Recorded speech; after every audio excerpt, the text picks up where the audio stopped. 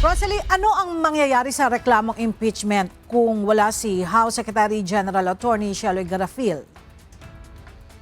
Actually, Ella, tinanggihan na nga ng Executive Director sa tanggapan ni House Secretary General Attorney Sheloy Garafil na tanggapin yung ikalawang impeachment complaint laban kay Pangulong Ferdinand Marcos Jr.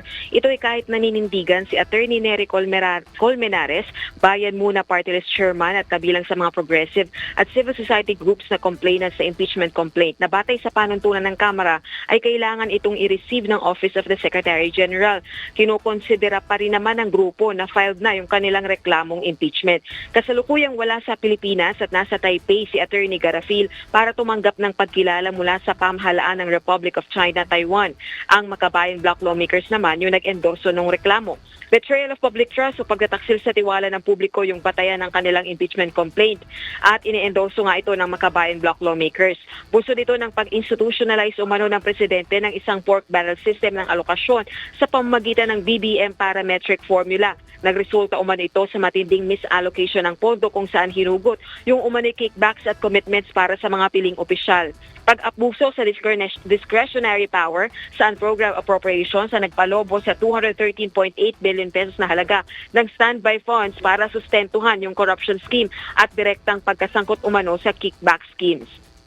Kasunod naman nito, Ella, magtutungo yung Makabayan Bloc lawmakers sa tanggapan ni Speaker Faustino Bojoy III para iakyat o isangguni itong issue na ito. Kahapon, araw ng Miyerkules, January 20, ay naipadala na ni Attorney Garafil yung unang impeachment complaint na inihain ng abogadong si Andre De Jesus.